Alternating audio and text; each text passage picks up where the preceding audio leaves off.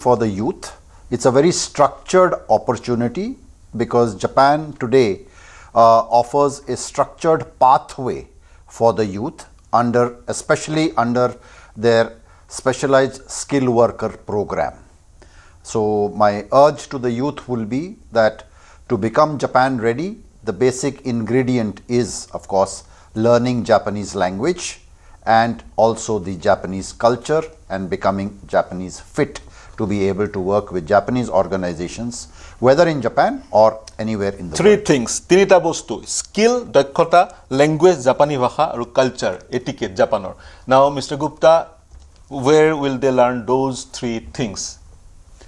So there are multiple institutions that are offering these skilling in both in Assam and of course in India worldwide. With the advent of technology, the youth can also use a lot of technology and learn on their own if they are self-motivated, and then use teachers who can then interfere with them or impregnate them with the required language. Okay.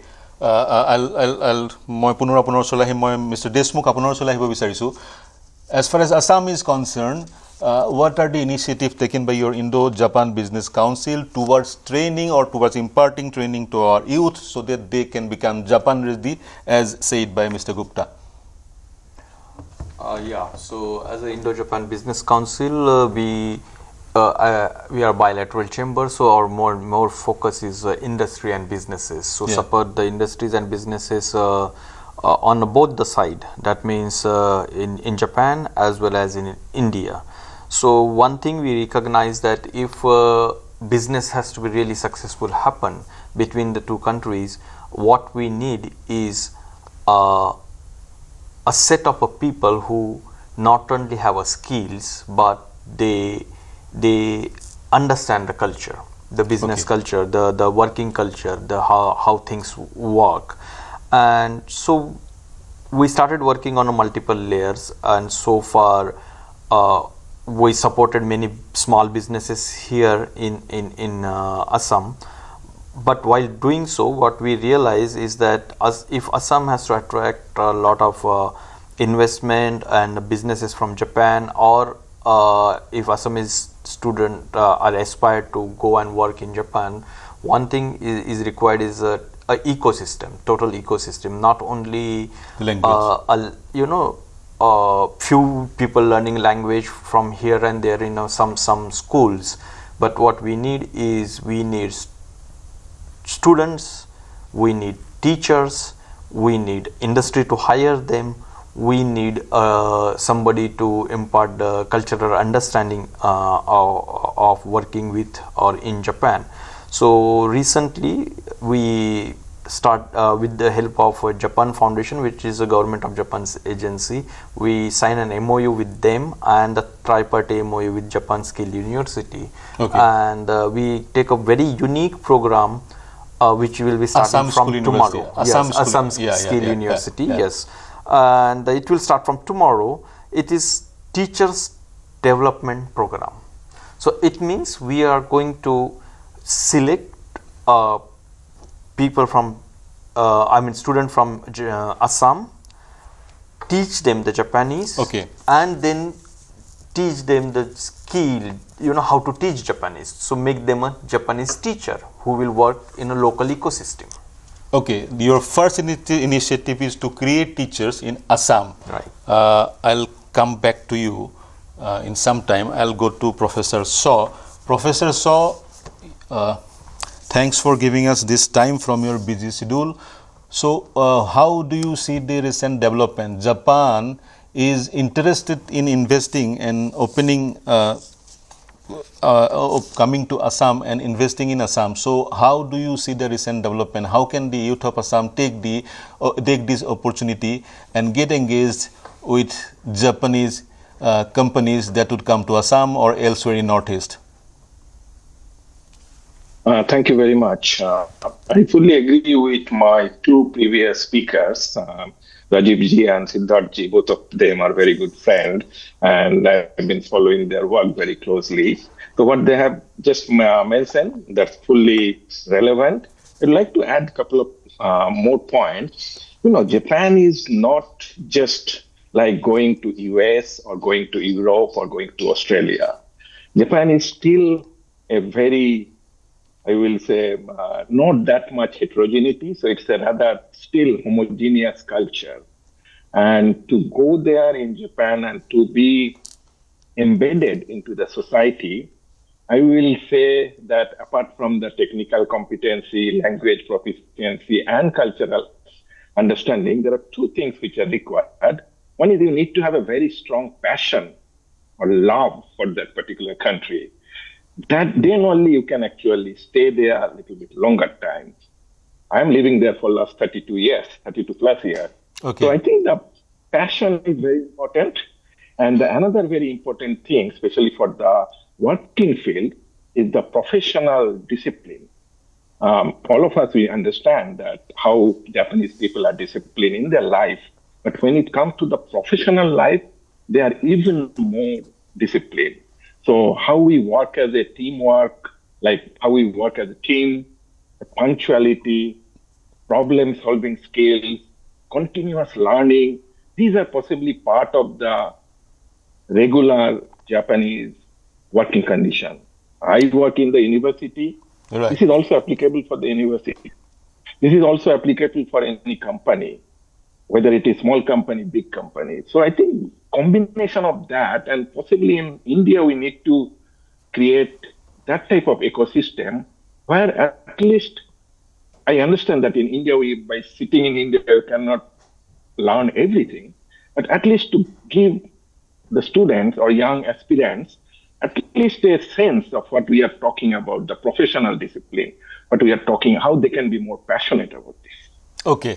Apart from language, skill and culture, they will have to be punctual. Japanese are very punctual. They are very particular about time. Ji hokol amar jubok jubotiye sai ase কিছুমান তেওঁলোকৰ গতানুগতিক তেওঁলোকৰ আচাৰ আচৰণ সাগৈ পৰিহাৰ কৰিবলগীয়া হ'ব পাৰে. Japan is not like middle east, Japan is not like United states. Culturally জাপানৰ কালচাৰ, জাপানলৈ যাওঁতে বা জাপানলৈ যাব বিচাৰিলে বা জাপানৰ লগত কোলাবৰেট কৰিবলৈ হ'লে জাপানৰ কালচাৰ জনাটো অন্যতম এটা গুৰুত্বপূৰ্ণ কথা. যিসকল সংযুক্ত হৈ আছে তেওঁলোকে সাগৈ এই জাপানৰ আমি বিভিন্ন আলোচনা কৰি আছো, জাপানিজ কোম্পানী অসমলৈ আহিব, কিন্তু তেওঁলোকৰ সৈতে সফলতাৰে কোলাবৰেট কৰিবলৈ হ'লে কিছুমান কথা আমি জানিব লাগিব, শিকিব লাগিব. বাগমিতা আপোনাৰ ওচৰলৈ আহিছো, কিদৰে চাই গোটেই বাকি মন্তব্য কৰিব? হয় পাৰ্থদা, আচলতে মই যেতিয়া মোৰ গৱেষণা পত্ৰখন আৰম্ভ কৰিছিলোঁ, মই দিল্লী বা টকিঅ'ৰ পৰা মোৰ গৱেষণা কৰা নাই. মই অসমৰ পৰা, মিজোৰামৰ পৰা, মণিপুৰৰ পৰা মোৰ গৱেষণা পত্ৰখন আৰম্ভ কৰিছিলোঁ.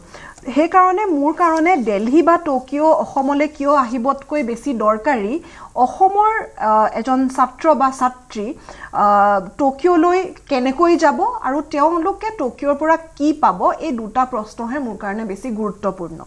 এই দুটা প্ৰশ্ন হাতত লৈ পেলাই মই এটা পাইপলাইনৰ কথা ক'ম, ভিজিবিলিটি পাইপলাইন, যাৰ কাৰণে জাপান আজি বৰ্তমান অসমলৈ আহিছে, কিন্তু মই জাপানত কাম কৰিম এটা প্ৰশ্ন, কিন্তু মই জাপানত গৈ পেলাই লিগেলি আৰু ছেফলি এটা ইক'চিষ্টেমৰ ভিতৰত সোমাই পৰিব পাৰিম আন এটা প্ৰশ্ন.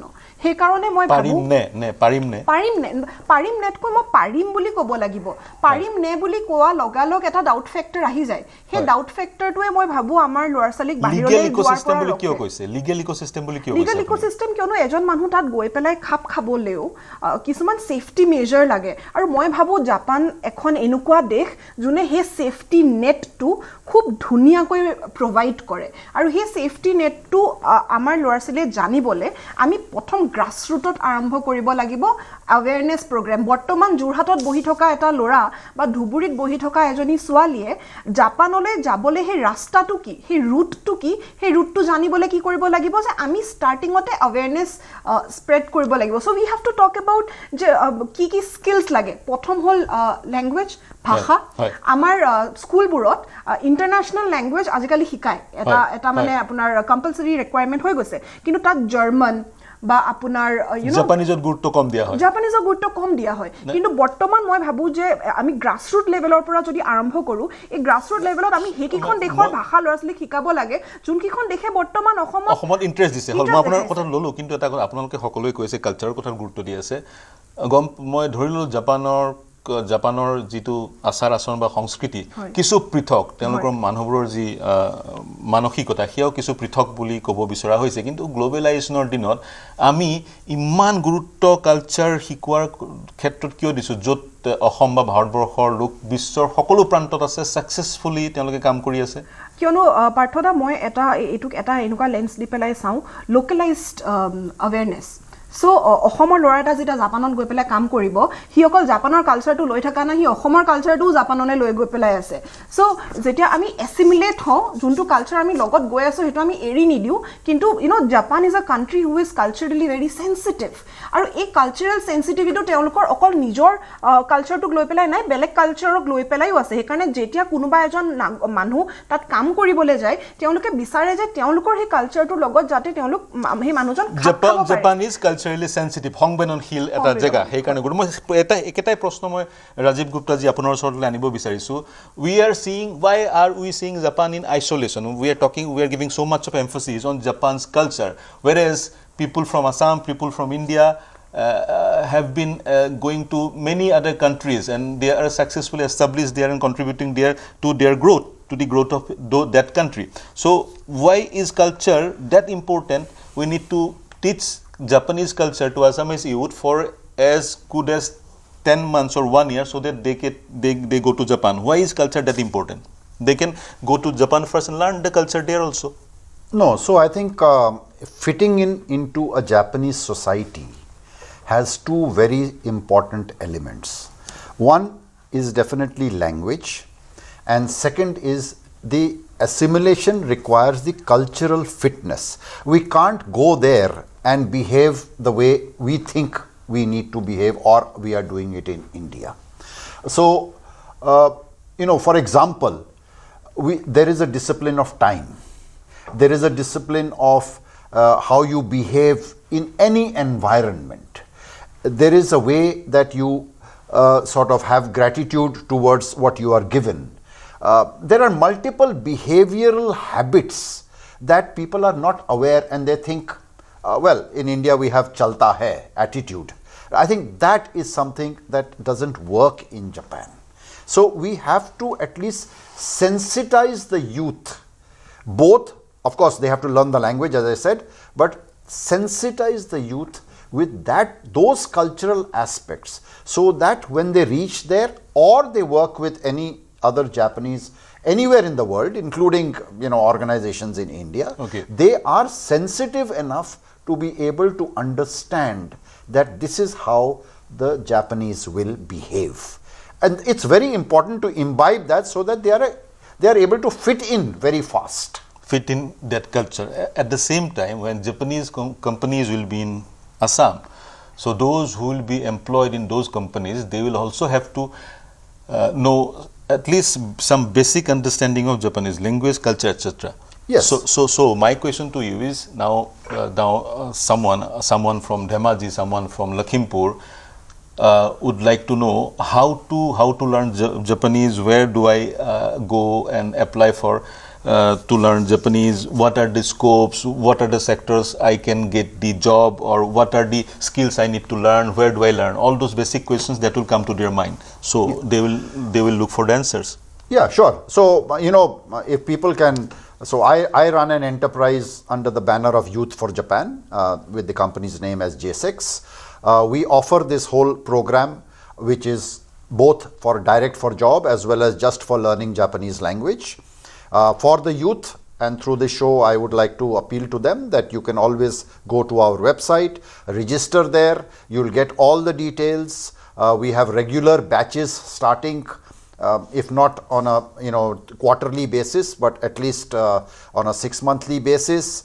You depending on the time availability, if you are only free over the weekends, you can join a weekend batch. If you are in school and college, I would really advocate the youth who are in school and college. If you are in class 9, 10, 11 level, you can join at any of those levels. And I can assure you that those who join at class 9 and have the perseverance of taking the language seriously, even on weekends, by the time you finish your school at class 12, you would have been well qualified to be able to do a proper undergraduation in a Japanese university, and the likelihood of getting scholarships is very high. So these are various steps that one can take. Technology is there. Our courses are online. They are taught by teachers both who are very well qualified and certified by the Japan Foundation, both from an Indian concept as well as from Japan. So distance, place does not matter.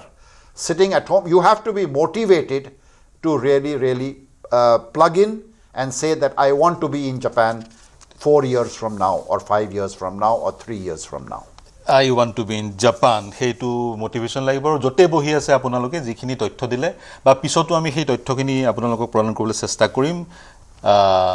Class 9 ৰ পৰাই যদি আপুনি শিকিব বিচাৰে Japanese ভাষা শিকিব পাৰে আজিৰ তাৰিখত কিন্তু গুৰুত্বপূৰ্ণ। মই দেশমুখ জি আপোনাৰ ওচৰলৈ আহিব বিচাৰিছো।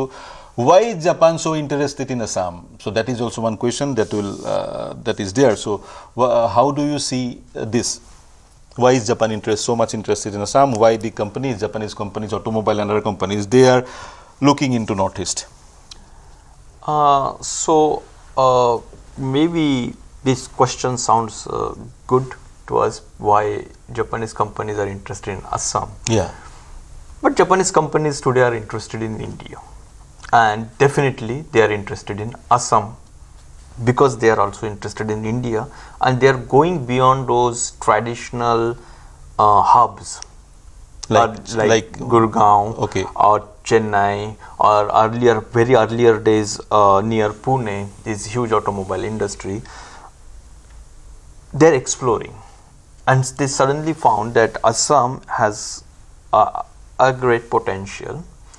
No, they studied, they came here several times, they are coming here, looking at it, and they are working with a state government like Assam state government and other state governments, and wherever they find there is a synergy, there is a possibility, there are certain industries where they can work together, they are putting their focus. And okay, what I found,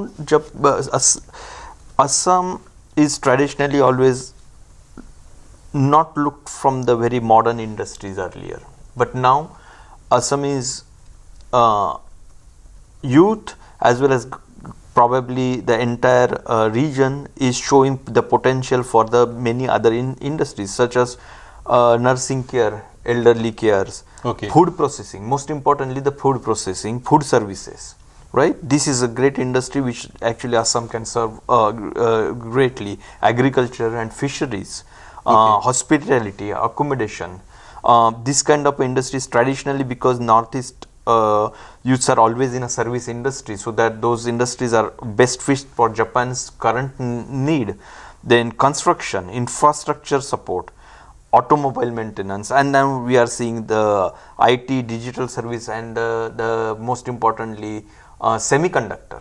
Okay, so not only automobiles, these are the sectors where Japanese companies may invest as far as Assam is concerned. In fact, okay, I see less automobile, more of these other sectors, and that is better for Assam. It can create a differentiation. Okay, right? So that's very interesting, and Assam's strategic location also allowed it to be attractive destination.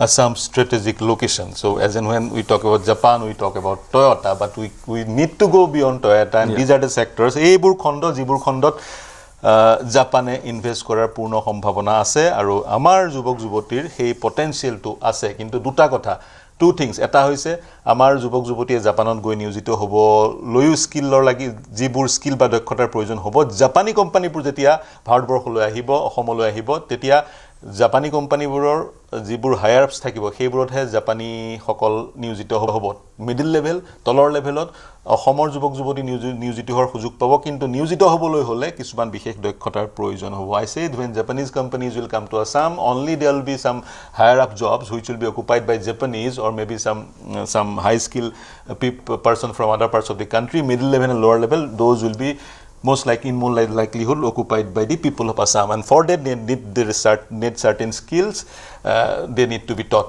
in the course of time. Professor, so I am coming back to you again. The same question, why is Japan so much interested in Assam? How do you see to it? You know, like I think Assam, of course, what Siddharth ji just pointed out, I also agree with that.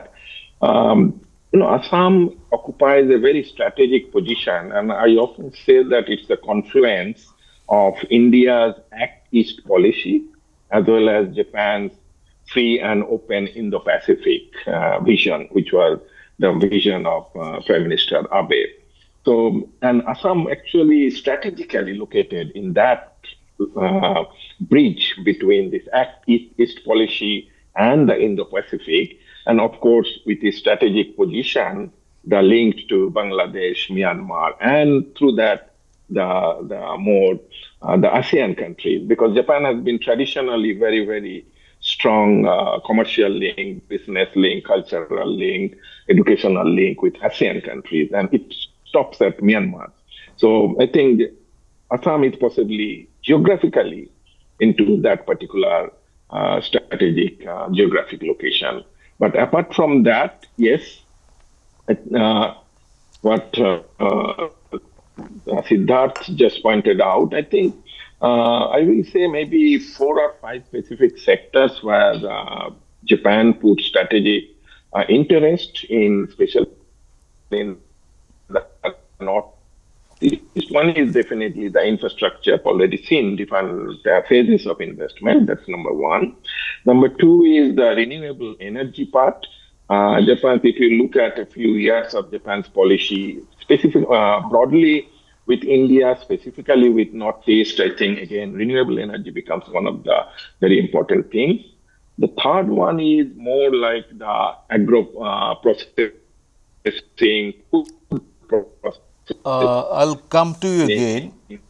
There's an issue with the connection. I'll come to you again. Just give me some moment. I'll come to you again. You talked about agro processing. You talked about food processing. So there are a whole lot of areas or whole lot of sectors where Japan is interested to invest as far as Assam is concerned. I'll come back to you, Professor Shaw, again.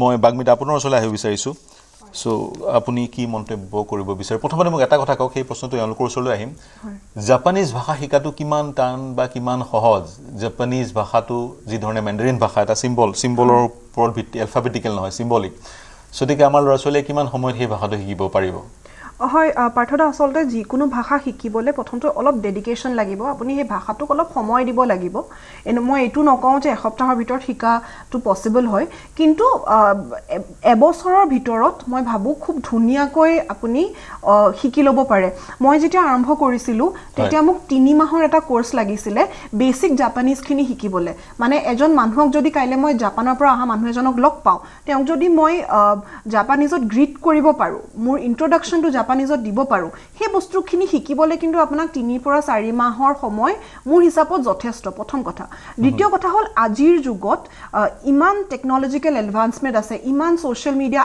Apps আছে pages আছে YouTube আছে যত জাপানী ভাষা শিকিবলৈ আপুনি আসলে পইচা নিদিয়াকেও আপুনি শিকিব পাৰে যদি আমাৰ অসমৰ যিকোনো এখন গাঁৱত বহি থকা লৰা এটাই হাতত মোবাইলটো লৈ প্লাই যদিহে তাৰ ইন্টাৰেষ্ট আছে more than how difficult or not difficult it is we should question perseverance and interest jodi more interest ase moi mor mobile tut etokao nidiake okol internet pack ajikali amar sobore hatot thake he internet pack tur joriote moi hoyto 3 mahot basic japanese moi hikibo paru jodi moi bisaru moi kintu eta basic japanese apnaloke hikabole appeal korise এটা basic question খুদিব বিচাৰিছো this is the Japanese dream আপোনালোকে কৈছে আপোনালোকে Japanese dream to দেখক do if I give you the example of Punjab you will see in Punjab every nukkad every colony there will be a shop which is selling American dreams so I am putting this question to everyone starting from Bagmita we should be very careful so that this Punjab thing is not replicated in Assam. Definitely. So, Parthoda, moi bhabu more generation tour, ei kothakini ei gutte jonto American dream tour eta dangor product. Amar generation or protect 2 second lora ba swali eta American dream dekhe.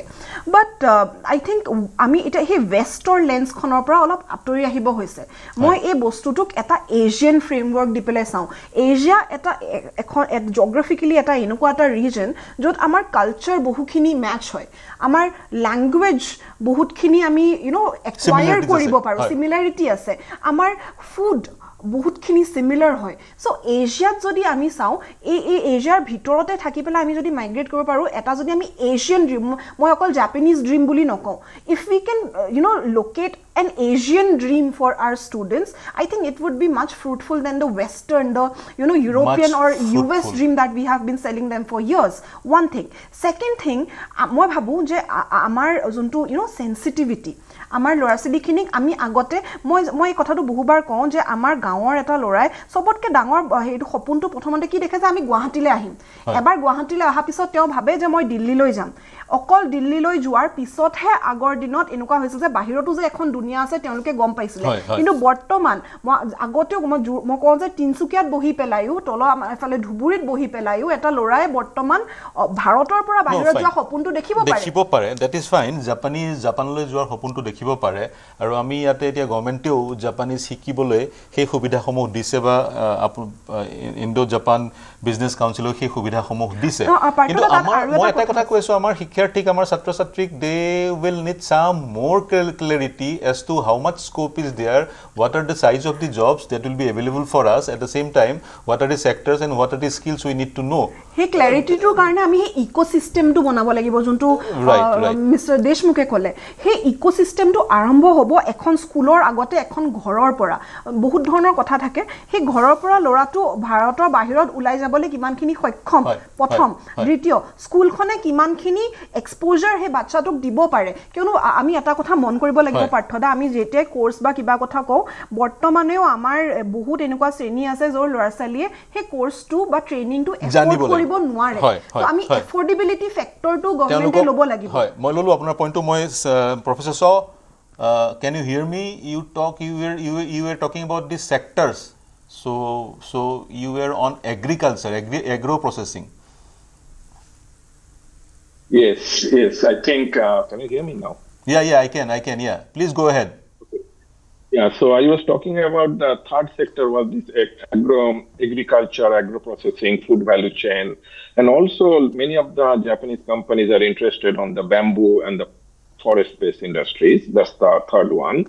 And the fourth one is more on the healthcare. Definitely, Japan needs more healthcare professionals, and there have been lots of discussions of having nurses. The first batches of nurses have already arrived in Japan, and so on.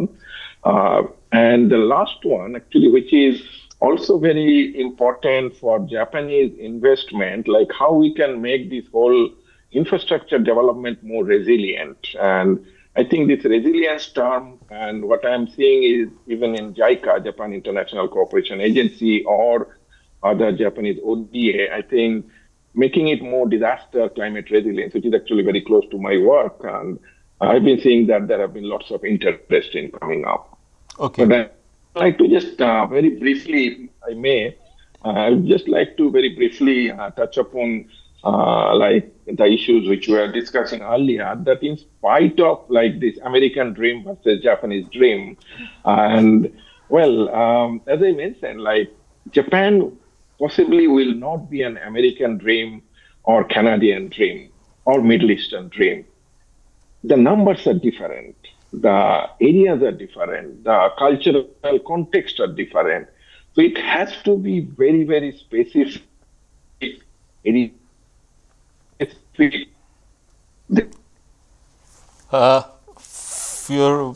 I'll come back to you again. You were deliberating on a very important issue. So now I'll come to Mr. Rajiv Gupta. So the point is Japanese dream versus American dreams. So what do you have to say? Yeah, so I'll take it forward from what Professor Shaw was rightly saying. It is not comparable. the American dream, the Canadian dream, and in some cases the European dream, people grew up with that. And one of the basic considerations of the dream was a different level of financial independence. The American dream had two aspects. One is, of course, higher education in the US, and of course then transiting into jobs which paid in US dollars, and obviously then the remuneration and the impact on society and homes back home was very, very different. It is the same case with respect to Japan, with respect to financial, but it is not at all comparable, because assimilation in a society, the American society, or I would say the Canadian society, was very, very different, and it was very easily assimilation with only English language being known. And of course, we know the whole Punjab story where people also didn't know English but got assimilated there because of hard work. So Japan is very, very different in that respect, and as we discussed earlier, there is a very, very large component. One, there is a language component, which is a language barrier. So one just cannot walk into Japan and say, I want to be here. Secondly, there is a lot of cultural fitment that is required, which we are continue to discuss, and it's difficult to put it down in real terms unless one really is able to imbibe and understand and feel Japan. You have to feel the whole ethos and the whole environment. And I often compare it. We are sitting here in Assam. We have a lot of tribal population apart from the people in the plains. It's not so, it's very different when you go into a tribal household, very different from a normal living household, and it is a cultural fitment. They do great things in great ways, and we need to sort of learn from that. So same way with Japan, we have to fit into their societal framework, and therefore while the dream exists, because it's a first world country, the quality of life is great, there is also a differential in the financial inclusion that one would get, or the financial income, and obviously the impact that one could create back home, but the fitment into that society is very, very Last important. time you said for a blue collar job, the salary is as good as 1.5 lakhs a month. Yes. And the remittance can be 50,000 to 70,000 per month, which is a good amount of money as far as Assam is concerned. I see to it in two aspects. One, our youths being skilled, being trained in Japanese language, they are going to Japan and getting employed there. And other is Japanese companies coming to Assam, and also while they are in Assam, they will need some human resource, quality human resource. If they don't employ quality human resource locally, there could be a trouble. So we need to, Deshmukhji, we need to train our local boys and girls so that they get employed Japanese companies who can come to Assam, isn't it? So that ecosystem needs to be built as well. Absolutely, and I think I'm more interested in that, because I know one thing is that every country need migrants, skilled workers, as you know, the economy goes on the top, and there is then your population gets stagnant and all those things happen, and then you need migrants, but always there is a limit, right? Now what we are looking at here is that we are looking at the India to grow as a first world country. We are talking about that our economy will be fifth, then fourth and third and all. That will not happen unless we have a skilled worker made for the Japan or not, or somebody else. That is different thing. That's a different thing. But then why not Japan? Because Japan teaches you the highest quality. Japan teach you highest quality of manufacturing, of living, of creating anything, of even the quality of thinking, right? So why not learn from them and use that in India, right? So that is one thing that definitely we have to go look at Japan beyond just working in Japan. We can always think about work with Japan. So when so much of investment coming in India, and they will need a skilled worker, we have a lots of youth here, but they are not enough skilled, and we need them to be not only skilled but understand quality aspect of everything. Okay, can you just give me a case like Yes. Japanese companies are there in Gurgaon, in Chennai, maybe Toyota, Korean companies are there, so they are also employing local, student youth from Japan, people from Haryana or maybe Delhi. So what are how are they? It's a simple competition. It's not about from where they are employing, right? Yeah. They are employing best. If they find From the lot, they are employing best. Yes. Yeah. So if the Assamese youth are best in their skill, plus advantage is that they understand some sort of a Japanese language or Japanese way of working, naturally they top the competition. So let's look at that way, right? Okay. So whether you are working in Assam or whether we are working in Haryana or Chennai, it doesn't matter. You are working because you are skillful.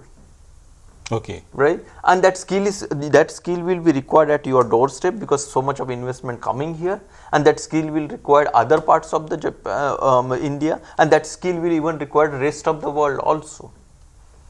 We are seeing that our people are high skilled people are going in America now. They are topping up different organization, become CEO and all. So it's not about they are Indian, they are skilled. That's why they are CEO.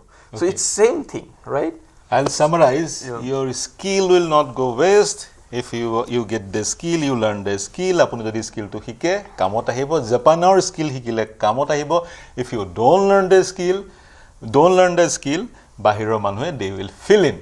Skilled people will fill in. Gotike ami skilled ho. Japanor jot protistan ase Haryana, Chennai jote ase. Tatu ami amar eta opportunity hujug pam sakori korar. But important kothato hoise guruttopurno kothato hoise ami nijoke doikho koratu. Nijoke doikho koratu ar doikho kut korim. Eolok ase. Eolokor hoite jogajog koribo pare. An bohu avenues thakibo ar mon thakile ইন্টাৰনেটৰ যোগেও সেই দক্ষতা at least ল্যাঙ্গুৱেজৰ দক্ষতাটো এত পৰ্যায়লৈকে আপোনালোকে ল'ব পাৰে। এই চিন্তাৰে মই এটা বিৰতি লৈছোঁ। পুনৰ ঘূৰি আহিম যদি প্ৰফেসৰ সংযুক্ত হৈ আছে কোনো অসুবিধা নোহোৱাকৈ তেওঁৰ ওচৰলৈ যাম। বাকি সকলৰ ওচৰলৈ আহিম, শীঘ্ৰে ঘূৰি আহিম। এটা বিৰতি লৈছোঁ।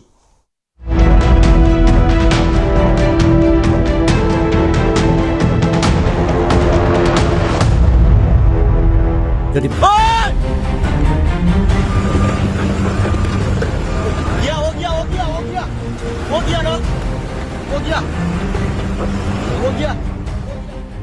रुष्ट प्रकृति डावर विस्फोरण धारासार बरषुणत विध्वस्त एतिया चुबुरीया पाहारीया राज्य अरुणाचल चकुर सन्मुखते खहि परिছে बृहৎ पाहार। এই দৃশ্যটোলৈ মন কৰক। পাহাৰৰ এটা বৃহৎ অংশ এইদৰে খহি পৰিছে গাই নদীত। আৰ পাহাড়ৰ পৰা খহি অহা এই বৃহৎ মাটিয়ে গাই নদীৰ এটা বৃহৎ অংশ আবদ্ধ কৰি পেলাইছে।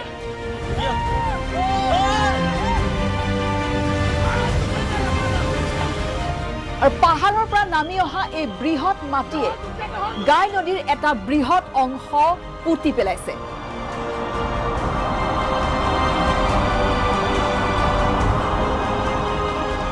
যাৰ ফলত रुद्र हो परिसे गाय नदीर गतिपथ। तो ये पहाड़ टूटने का वजह से ये जो है ना पूरा नदी को ब्लॉक कर दिया है, ये लिकावली नदी को। गाय नदीर गतिपथ रुद्र हो परार पिছত एतिया नदीखনত सृष्टि होइसे एटा कृत्रिम ह্ৰদৰ য'ত এটা বৃহৎ পৰিমাণৰ পানী জমা হৈ পৰিছে। तो अभी जो लिकावली एरिया पे जो भी है ये बहुत पानी बढ़ चुका है, एक भी पानी यहाँ से नहीं जा रहा है। तो अभी टाउन के लिए बहुत रिस्क है। এজন লোক আবদ্ধ হৈ পৰিছে।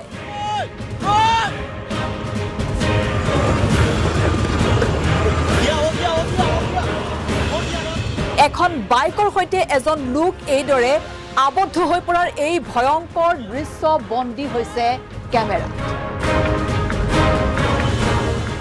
চাওক কিমান ভয়ংকৰ দৃশ্য। এখন পাহাৰ এইদৰে চকুৰ সন্মুখত খহি পৰিছে।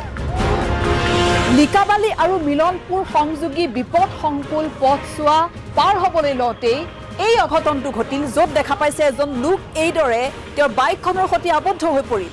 এই পাহাৰৰ বৃহৎ অংশটো যেতিয়া নামি আহিছে, মাটি যেতিয়া খহি পৰিছে, সেই মাটিৰ সৈতে এই যিজন লোক, সেই লোকজন তেওঁৰ বাইকৰ সৈতে এইদৰেই খহি তললৈ নামি গৈছে আৰু কাষত থকা দুই এজন লোকে তেওঁক উদ্ধাৰৰ বাবে চিঞৰ বাখৰ কৰিছে কিন্তু অৱশেষত এটা সময়ত যেহেতু ৰখি গ'ল এই মাটিখিনি আৰু তাৰ পাছতেই লোকজনৰ কথম্পি প্ৰাণ ৰক্ষা পৰিছে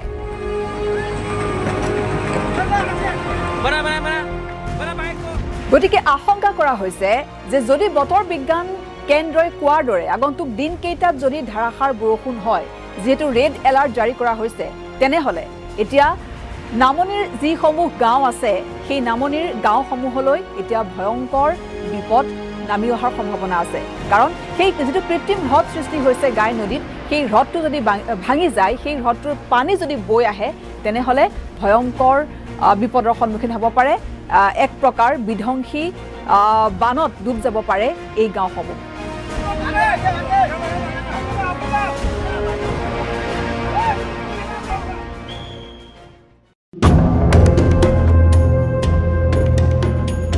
কংগ্ৰেছৰ পুৰণি আত্মবিশ্বাস বিজেপিৰ শক্তিশালী ৰাজনীতি নগাঁও লোকসভা কেন্দ্ৰ কৰি কংগ্ৰেছ বিজেপিৰ যুঁজ সাংগঠনিক ভেটি দুৰ্বল হলেও নগাঁও লোকসভাৰ উপনিৰ্বাচনক লৈ আত্মবিশ্বাসী কংগ্ৰেছ নগাঁও লোকসভাক লৈ সঘনে বৈঠক বহিছে ৰাজীৱ ভৱনত সাংগঠনিক ভেটিক লৈ চিন্তিত হলেও সংখ্যালঘু ভোটৰ ওপৰত আশা কৰি আত্মবিশ্বাস বাঢ়িছে কংগ্ৰেছৰ দাবী নগাঁও লোকসভা কংগ্ৰেছৰে আছিল আৰু থাকিব বিধায়ক জাকিৰ হুছেইন সিকদাৰৰ মতে নগাঁও লোকসভাৰ ভোটাৰে বিজেপিক ভোট নিদিয়ে নগাঁও উপনিৰ্বাচনক কেন্দ্ৰ কৰি ইতিমধ্যে কেইবাটাও সভা অনুষ্ঠিত হৈছে ৰাজীৱ ভৱনত যিখিনি কৰিবলগীয়া আছে যিখিনি কৰণীয় যিখিনি দায়িত্ব সেইখিনি প্ৰতিজনে পালন কৰি আছে এই নগাঁও লোকসভা কংগ্ৰেছৰ আছিল আৰু আহি থকা সময়ত কংগ্ৰেছৰে থাকিব বিজেপিয়ে তেওঁলোকৰ কি ধৰণৰ কাম কৰিছে তাত আমাৰ ক'বলগীয়া নাই নগাঁও লোকসভাৰ ৰাইজে ইয়াৰ আগতেও কংগ্ৰেছকে ভোট দিছে আৰু আমি আশা কৰিছোঁ এবাৰো কংগ্ৰেছকে ভোট দিব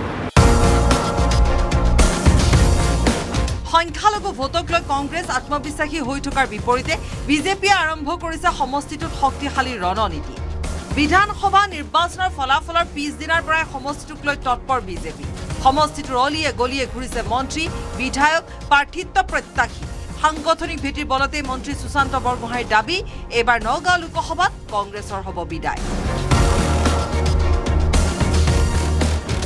বিধানসভা নিৰ্বাচন জিকাৰ দ্বিতীয় দিনাই মানে ফলাফল হোৱাৰ পৰাই আমি এই নগাঁও লোকসভাটো জিকিব পৰা ব্যৱস্থালৈ যাবলৈ আমি নিজৰ যিখিনি ৰাজনৈতিক কৰ্ম গোটেই কামখিনি আৰম্ভ কৰা হৈছে এতিয়া কেৱল নগাঁও লোকসভা সমষ্টিৰ উপনিৰ্বাচনৰ দিন ঘোষণা হোৱালৈহে অপেক্ষা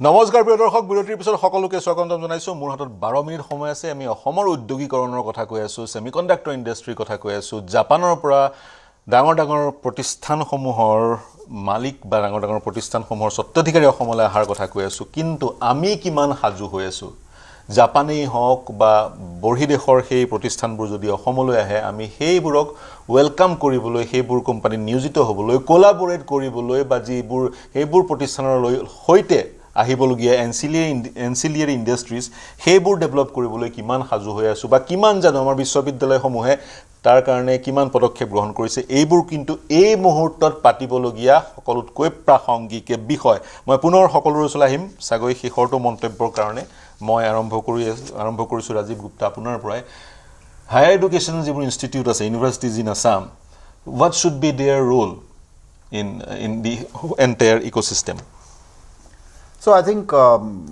well again I'll come back to think that the higher education universities should have a collaborative approach number one with Japanese universities the collaborative approach should be both in terms of higher education for the students who are studying here and secondly also from work internship possibilities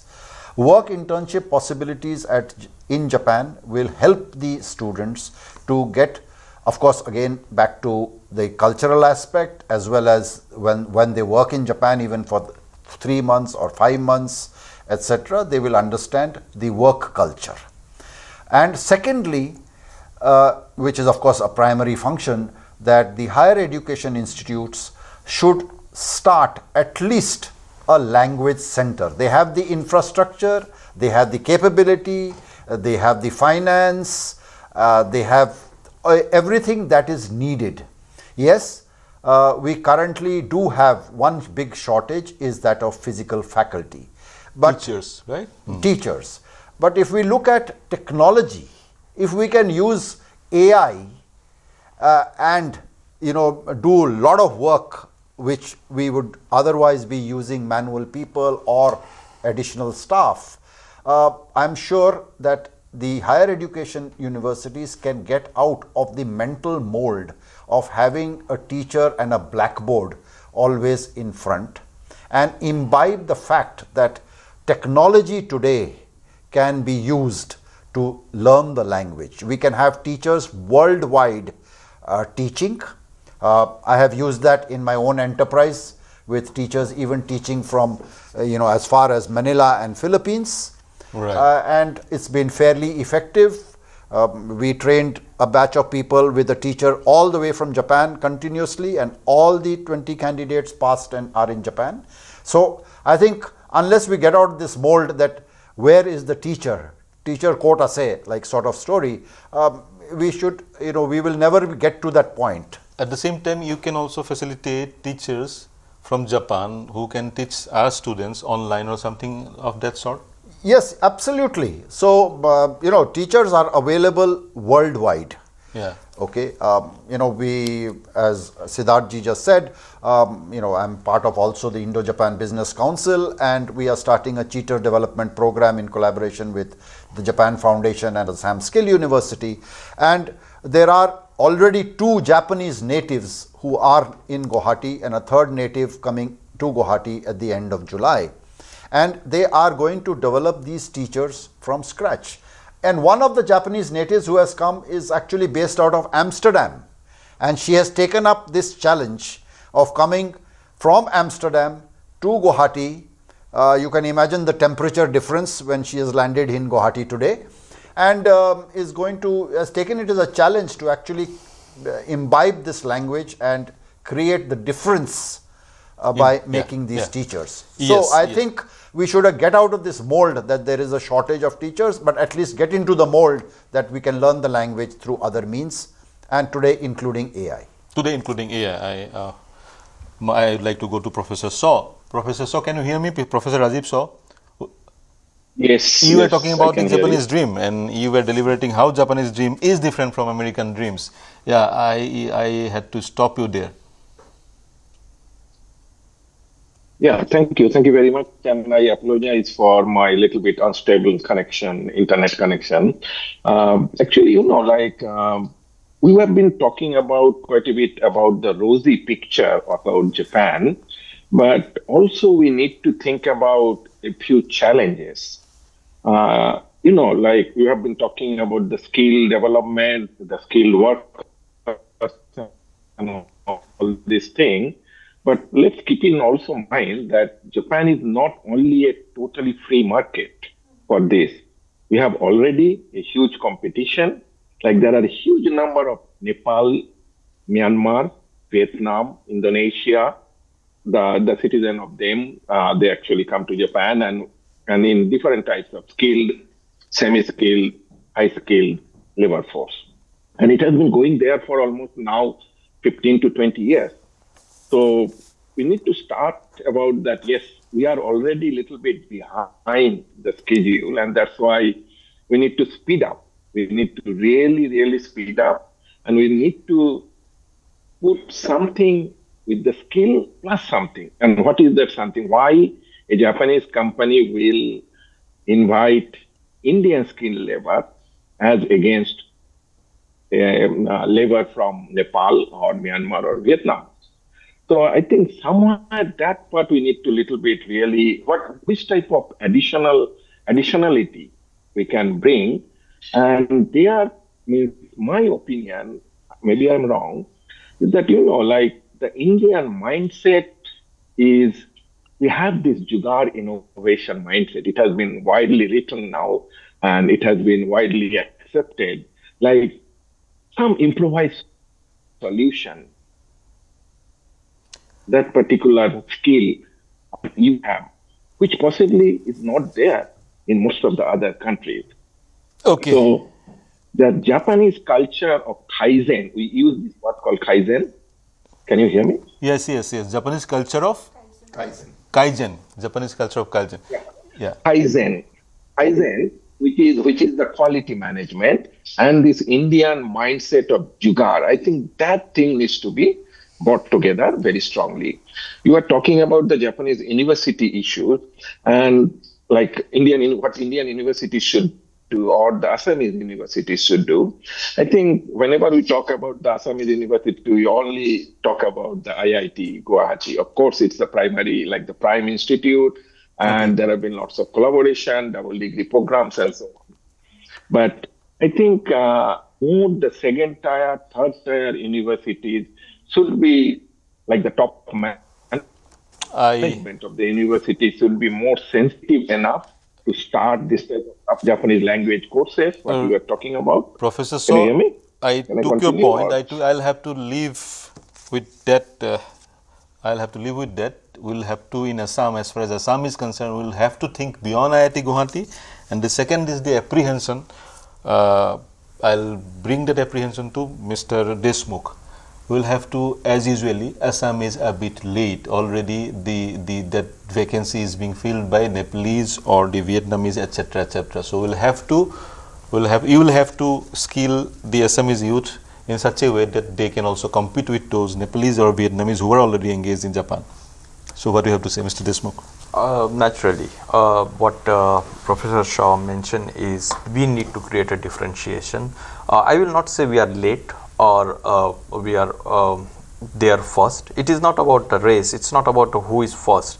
It's about what kind of a quality we want to bring to Japan, right? Quality in sense of quality worker, the quality of people going to Japan. Okay. Because there is an issue, right? When the mass migration happened, some people create issues, right? And they doesn't fit into society, and the entire things go wrong.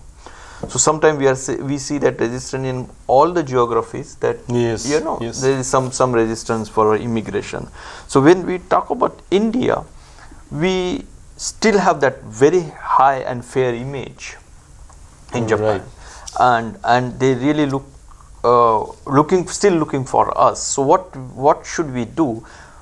I once again come back to this. It is not about only going to Japan. We should prepare ourselves that we are going to work with Japan, whether it is Japan or India. We have to work with Japan. Yes. So we need to work with them anywhere. Today, there are many Japanese companies looking at India to start manufacturing in India and exporting to the Africa, exporting to the other countries. Okay. So we need to work with Japan, not always in Japan. We need to work with Japan, not necessarily in Japan. We need to work with Japan anywhere, maybe in Guwahati, maybe in Hyderabad, maybe in Gurgaon. I'm a bit shortage of time. Rajiv Gupta, your concluding remark. Yeah, so I'm in consensus with Siddharthji. We need to work with Japan. Secondly, we need to also imbibe in the youth the concept of dignity of labor. Right.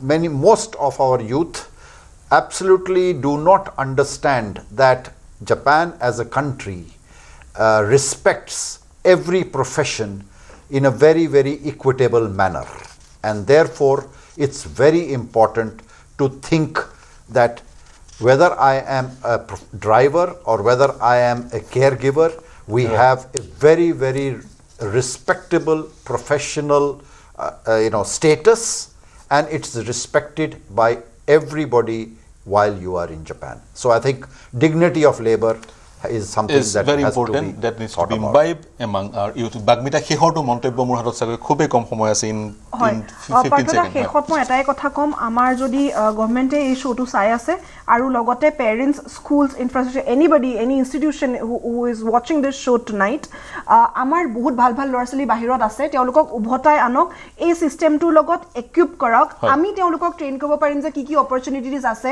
কেনেকৈ সেই ইক'চিষ্টেমটো আমি বনাব পাৰোঁ ললো আপোনাৰ পইণ্টটো হয় মই ক্ষমা কৰিব মই আপোনাক ৰখাব লাগিব প্ৰথম কথা হৈছে জাপানৰ সৈতে যদি কোলাবৰেশ্যন হয় জাপান ইয়ালৈ আহে আমি জাপানলৈ যাওঁ আমি কিন্তু জাপানৰ পৰা বহুত কথা শিকিব পাৰিম সেইটোৱে মই বুজিলোঁ আৰু that can be a game changer for us for our future এই চিন্তাৰে মই অনুষ্ঠান সামৰিছোঁ মোৰ সৈতে সংযুক্ত হোৱাৰ কাৰণে ৰাজীৱ গুপ্তা সিদ্ধাৰ্থ দেশমুখ প্ৰফেচাৰ ৰাজীৱ শ বাগ্মিতা বৰঠাকুৰ সকলোকে ধন্যবাদ জ্ঞাপন কৰিছোঁ প্ৰিয় দৰ্শক শুভৰাত্ৰি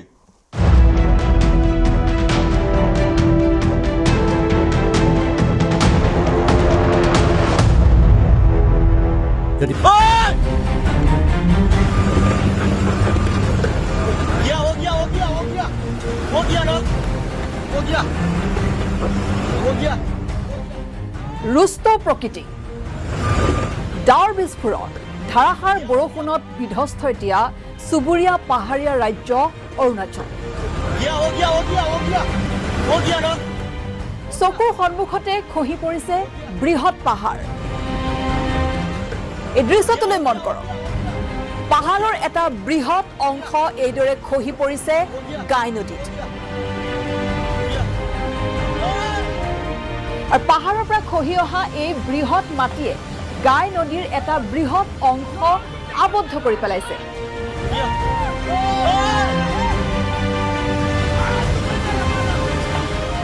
আৰ পাহাড়ৰ পৰা নামি অহা এই বৃহৎ মাটিয়ে গাই নদীৰ এটা বৃহৎ অংশ পুতি পেলাইছে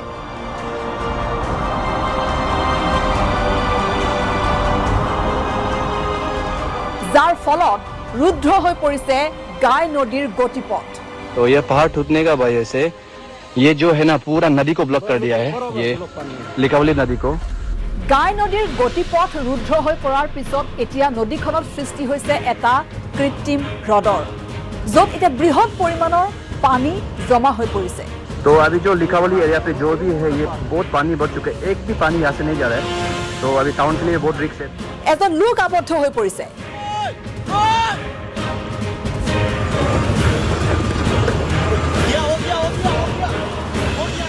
এখন বাইকৰ সৈতে এজন লোক এইদৰে আবদ্ধ হৈ পৰাৰ এই ভয়ংকৰ দৃশ্য বন্দী হৈছে কেমেৰা চাওক কিমান ভয়ংকৰ দৃশ্য এখন পাহাৰ এইদৰে চকুৰ সন্মুখত খহি পৰিছে লিকাবালি আৰু মিলনপুৰ সংযোগী বিপদ সংকুল পথছোৱা পাৰ হ'বলৈ লওঁতেই এই অঘটনটো ঘটিল য'ত দেখা পাইছে এজন লোক এইদৰে তেওঁৰ বাইকখনৰ সৈতে আবদ্ধ হৈ পৰিল এই পাহাৰৰ বৃহৎ অংশটো যেতিয়া নামি আহিছে মাটি যেতিয়া খহি পৰিছে সেই মাটিৰ সৈতে এই যিজন লোক সেই লোকজন তেওঁৰ বাইকৰ সৈতে এইদৰে খহি তললৈ নামি গৈছে আৰু কাষত থকা দুই এজন লোকে তেওঁক উদ্ধাৰৰ বাবে চিঞৰ বাখৰ কৰিছে কিন্তু অৱশেষত এটা সময়ত যেহেতু ৰখি গ'ল এই মাটিখিনি আৰু তাৰ পাছতেই লোকজনৰ কথমপি প্ৰাণ ৰক্ষা পৰিছে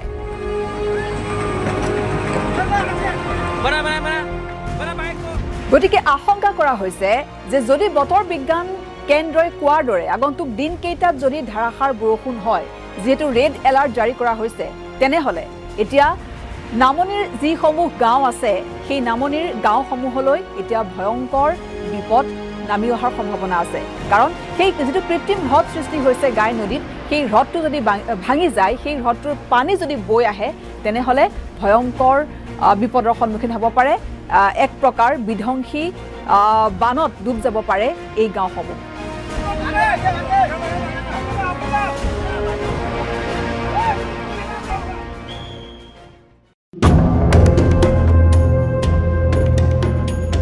কংগ্ৰেছৰ পুৰণি আত্মবিশ্বাস বিজেপিৰ শক্তিশালী ৰাজনীতি নগাঁও লোকসভা কেন্দ্ৰ কৰি কংগ্ৰেছ বিজেপিৰ যুঁজ সাংগঠনিক ভেটি দুৰ্বল হলেও নগাঁও লোকসভাৰ উপনিৰ্বাচনক লৈ আত্মবিশ্বাসী কংগ্ৰেছ নগাঁও লোকসভাক লৈ সঘনে বৈঠক বহিছে ৰাজীৱ ভৱনত সাংগঠনিক ভেটিক লৈ চিন্তিত হলেও সংখ্যালঘু ভোটৰ ওপৰত আশা কৰি আত্মবিশ্বাস বাঢ়িছে কংগ্ৰেছৰ দাবী নগাঁও লোকসভা কংগ্ৰেছৰে আছিল আৰু থাকিব বিধায়ক জাকিৰ হুছেইন সিকদাৰৰ মতে নগাঁও লোকসভাৰ ভোটাৰে বিজেপিক ভোট নিদিয়ে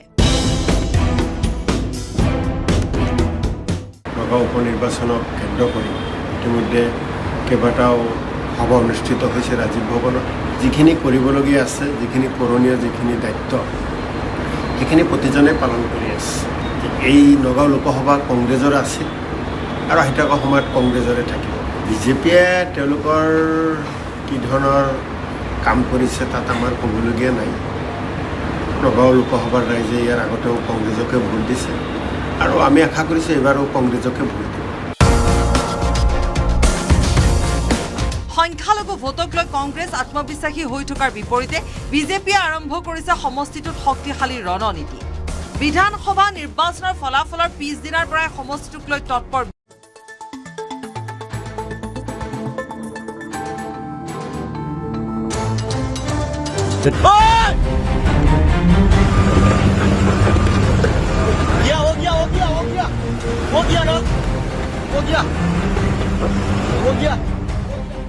रुष्ट प्रकृति डावर विस्फोरण धारासार बरषुणत विध्वस्त एतिया चुबुरीया पाहारीया राज्य अरुणाचल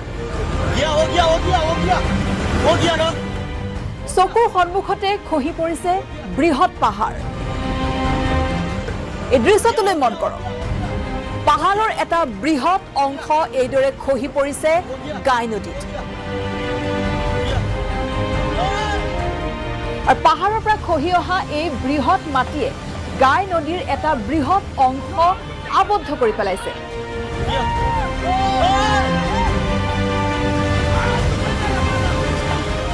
আৰ পাহাৰৰ পৰা নামি অহা এই বৃহৎ মাটিয়ে গাই নদীৰ এটা বৃহৎ অংশ পুতি পেলাইছে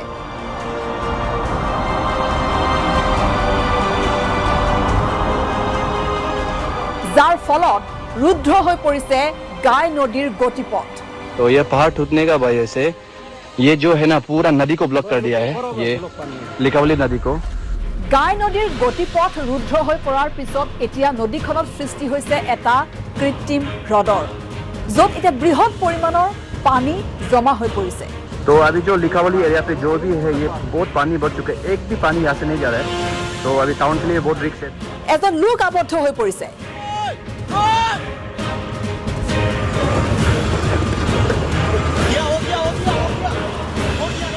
এখন বাইকৰ সৈতে এজন লোক এইদৰে আবদ্ধ হৈ পৰাৰ এই ভয়ংকৰ দৃশ্য বন্দী হৈছে কেমেৰা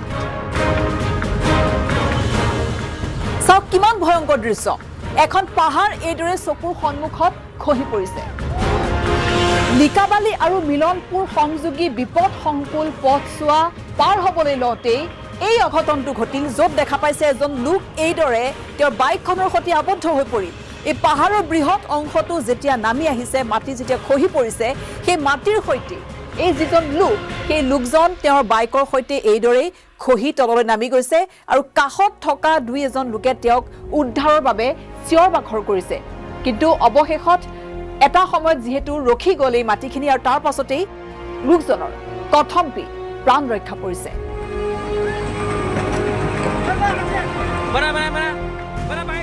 গতিকে আশংকা কৰা হৈছে যে যদি বতৰ বিজ্ঞান কেন্দ্ৰই কোৱাৰ দৰে আগন্তুক দিনকেইটাত যদি ধাৰাসাৰ বৰষুণ হয় যেহেতু ৰেড এলাৰ্ট জাৰি কৰা হৈছে তেনেহ'লে এতিয়া নামনিৰ যিসমূহ গাঁও আছে সেই নামনিৰ গাঁওসমূহলৈ এতিয়া ভয়ংকৰ বিপদ নামি অহাৰ সম্ভাৱনা আছে কাৰণ সেই যিটো কৃত্ৰিম হ্ৰদ সৃষ্টি হৈছে গাই নদীত সেই হ্ৰদটো যদি ভাঙি যায় সেই হ্ৰদটোৰ পানী যদি বৈ আহে তেনেহ'লে ভয়ংকৰ বিপদৰ সন্মুখীন হ'ব পাৰে এক প্ৰকাৰ বিধ্বংসী বানত ডুব যাব পাৰে এই গাঁওসমূহ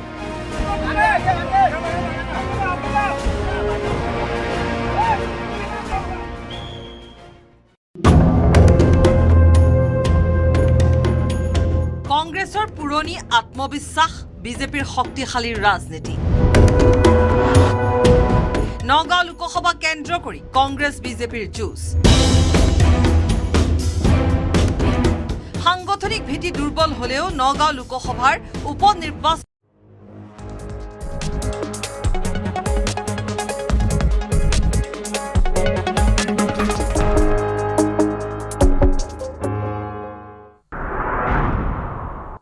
সংসদৰ বৰ্ষাকালীন অধিৱেশনতো উত্থাপন নহয় 6 জনগোষ্ঠীৰ জনজাতিকৰণ বিধেয়ক কেন্দ্ৰীয় মন্ত্ৰী জুৱেল ওৰামৰ অধ্যক্ষতাত অনুষ্ঠিত জনজাতিকৰণ বিধেয়কৰ পৰ্যালোচনা বৈঠকত এই কথা প্ৰকাশ ৰাজ্যৰ শীঘ্ৰে কেন্দ্ৰই স্থাপন কৰিব জনজাতীয় সংগ্ৰহালয়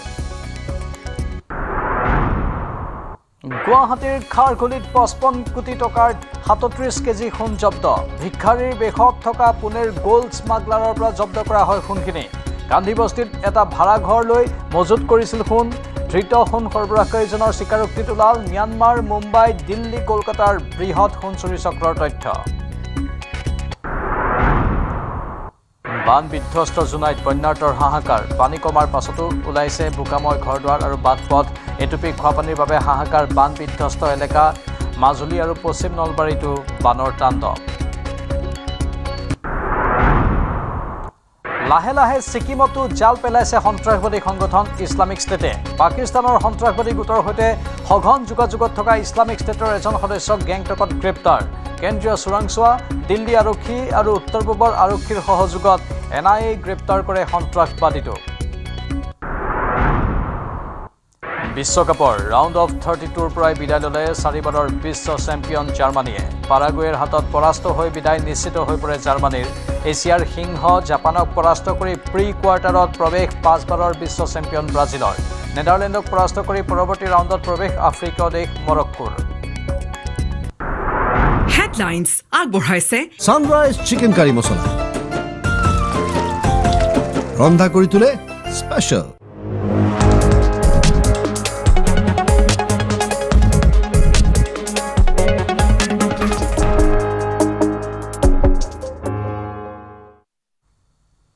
নমস্কাৰ স্বাগতম এয়া হৈছে সুপাৰ প্ৰাইম ষ্টুডিঅ'ত মই প্ৰাঞ্জল পাঞ্জাবাৰীত 13 লাখ টকাৰ জাল নোট জব্দ হৈছে উত্তৰ প্ৰদেশৰ পঞ্জীয়নভুক্ত বাহনৰ পৰা জব্দ হৈছে জাল নোটখিনি দিছপুৰ আৰক্ষীৰ জালত 3 জাল নোট সৰবৰাহকাৰী গোপন সূত্ৰৰ ভিত্তিত অভিযান চলাইছিল দিছপুৰ আৰক্ষীয়ে জাল নোটৰ লগতে এখন বাহনো জব্দ কৰিছে আৰক্ষীয়ে উত্তৰ প্ৰদেশৰ কানপুৰৰ পৰা আহিছিল সৰবৰাহকাৰীৰ দলটো এয়া পাঞ্জাবাৰীত 13 লাখ টকা মূল্যৰ জাল নোট জব্দৰ খবৰ কিছু দৃশ্য আমি দেখুৱাইছোঁ জাল নোট প্ৰস্তুত কৰিবলৈ যিবোৰ সামগ্ৰীৰ প্ৰয়োজন সেই সামগ্ৰীবোৰ উদ্ধাৰ কৰা হৈছে কেইবাজনকো কৰায়ত্ব কৰা হৈছে উত্তৰ প্ৰদেশৰ পঞ্জীয়নভুক্ত এখন বাহন সেই বাহনতেই এই জাল নোটবোৰ সৰবৰাহ কৰিবলৈ চেষ্টা কৰা হৈছিল দিছপুৰ আৰক্ষীৰ জালত পৰিছে 3 জাল নোট সৰবৰাহকাৰী গোপন সূত্ৰৰ ভিত্তিত অভিযান চলাইছিল দিছপুৰ আৰক্ষীয়ে জাল নোটৰ লগতে এখন বাহন ইতিমধ্যেই জব্দ কৰিছে সেই বাহনখনৰ নম্বৰ আমি দেখুৱাইছোঁ উত্তৰ প্ৰদেশৰ কানপুৰৰ পৰা এই সৰবৰাহকাৰী দলটো আহিছিল ইয়াৰ পূৰ্বে গুৱাহাটীলৈ আহি থকা অৱস্থাত উজনিৰ দিশৰ পৰা এখন বাহন জব্দ কৰা হৈছিল যিখন বাহনৰ ভিতৰত কোটি কোটি টকা মূল্যৰ জাল নোট উদ্ধাৰ হৈছিল এতিয়া গুৱাহাটীত জাল নোট উদ্ধাৰ হৈছে স্বাভাৱিকতে জাল নোট সৰবৰাহকাৰী চক্ৰবোৰ অধিক যে সক্ৰিয় হৈ পৰিছে সেই কথা প্ৰমাণিত হৈছে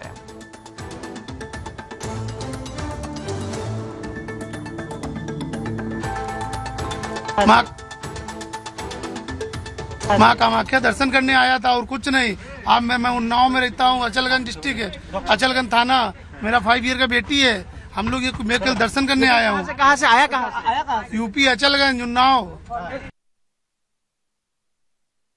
বৰ্তমান সময় দেখিবলৈ পোৱা গৈছে যে পাঞ্জাবাৰীৰ যি আসলে গলি আছে পাঞ্জাবাৰীৰ এটা গলিত জাল নোট উদ্ধাৰ হৈছে আৰু ইতিমধ্যে দিছপুৰ আৰক্ষীয়ে গ্ৰেপ্তাৰ কৰিবলৈ সক্ষম হৈছে জাল নোটে ব্যৱসায়ীগৰাকীক ইতিমধ্যে দেখুৱাইছোঁ দৃশ্যসমূহ যিসমূহ জাল নোট আচলতে কেইবা লাখ টকাৰ জাল নোট ইতিমধ্যে লৈ অহা হৈছিল আৰু এই বাহনখনত আচলতে লৈ অহা হৈছিল আৰক্ষীয়ে গোপন সূত্ৰৰ পমখেদি আচলতে তেওঁলোকে আচলতে এই যি আচলতে জাল নোট সেই জাল নোটখিনি উদ্ধাৰ কৰিবলৈ সক্ষম হৈছে UP 35BV 8240 নম্বৰ বাহনখনতে আচলতে কেইবা লাখ টকাৰ জাল নোট লৈ অহা হৈছিল আৰু তাৰপিছতেই আৰক্ষীয়ে খবৰ লাভ কৰাৰ পিছতে তেওঁলোকক ইতিমধ্যেই গ্ৰেপ্তাৰ কৰি লৈ যাবলৈ সক্ষম হৈছে আটক কৰিছে তেওঁলোকক আৰু সোধা পোছা হয়তো অব্যাহত ৰাখিব গতিকে আজিৰ দিনটো দেখিবলৈ পোৱা গৈছিল যে প্ৰায় 55 কোটি টকাতকৈ অধিক সোণৰ বিস্কুট উদ্ধাৰ হৈছিল আৰু সমান্তৰালকৈ সন্ধিয়াৰ ভাগলৈ দেখা পোৱা গৈছে যে মহানগৰীত কেইবা লাখ টকাৰ আচলতে জাল নোট উদ্ধাৰ হৈছে গতিকে এই গোটেই বিষয়টোৰ ওপৰত মহানগৰ আৰক্ষীয়ে হয়তো নিশ্চয়কৈ চকু ৰাখিছে যে মহানগৰীত এনেধৰণৰ চোৰাং বিভিন্ন ধৰণৰ কাম বা অনৈতিক কামসমূহ ইতিমধ্যে সংঘটিত হৈছে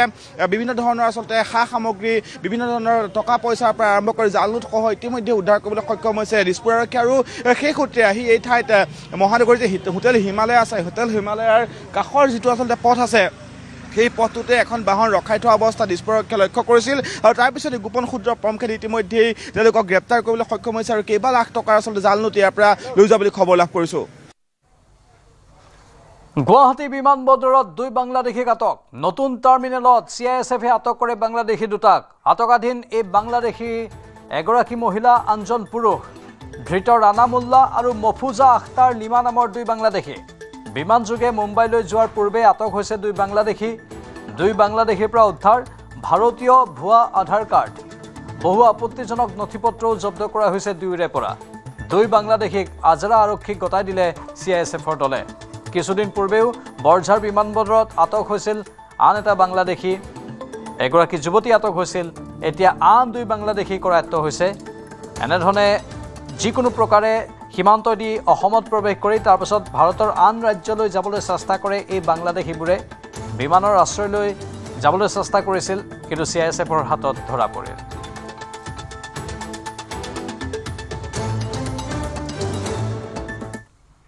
মহানগৰীৰ আজৰা থানাৰ সন্মুখত আৰক্ষীৰ অভিযানত এখন কণ্টেইনাৰৰ পৰা বৃহৎ পৰিমাণৰ বিদেশী সিগাৰেট জব্দ কৰা হৈছে অসমত নিষিদ্ধ এই বাৰ্মাৰ পৰা অহা সিগাৰেট চোৰাং ব্যৱসায়ীয়ে বহিৰাজ্যলৈ নিয়াৰ পৰিকল্পনা কৰিছিল গুৱাহাটী মহানগৰ পশ্চিম মণ্ডলৰ উপ আৰক্ষী আয়ুক্ত নীলোৎপল শইকীয়াৰ নেতৃত্বত চলিছিল অভিযানত কণ্টেইনাৰখনত 12 কাৰ্টুন নিষিদ্ধ বিদেশী সিগাৰেট জব্দ কৰাৰ লগতে 2 চোৰাং বেপাৰীক গ্ৰেপ্তাৰ কৰে জব্দ কৰা নিষিদ্ধ সিগাৰেটখিনিৰ বজাৰ মূল্য প্ৰায় 10 লাখ টকা হ'ব বুলি অনুমান কৰিছে আৰক্ষীয়ে